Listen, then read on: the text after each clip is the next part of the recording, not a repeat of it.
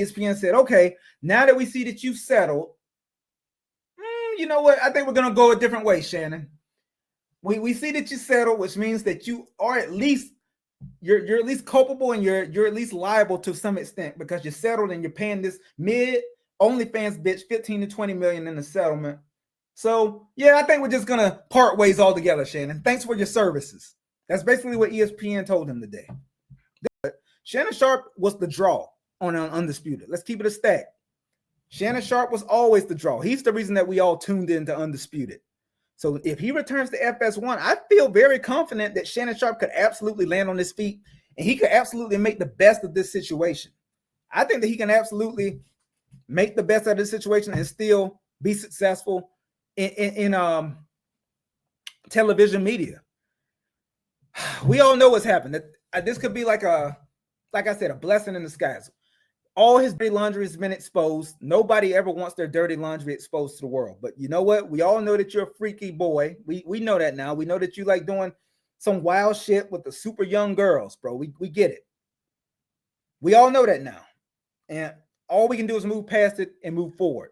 So I wish him the best. I hope he lands on his feet. And like I said, I would not be surprised whatsoever if we see Shannon Sharpe returning to FS1 in some capacity.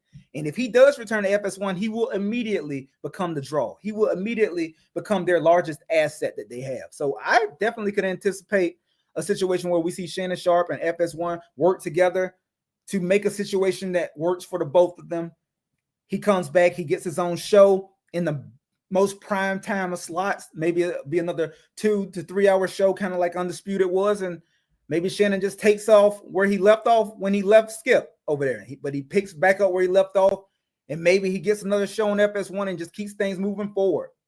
I think that would be the best case scenario for him, because while he won't be getting paid quite as much as he was on ESPN, because nobody has as much money to throw around as ESPN does, while he may not be getting paid as much money, I think he can end up in a situation where he does ultimately have more leverage and control over his show, which is a great thing. Leverage and control is a great thing to have, especially when it comes to media. So who knows, he might be able to even finagle a way to get Chad Ochocinco over there in the capacity of the what's it called, nightcap podcast that they do every night. Maybe he can bring that to a prime time slot on actual cable television.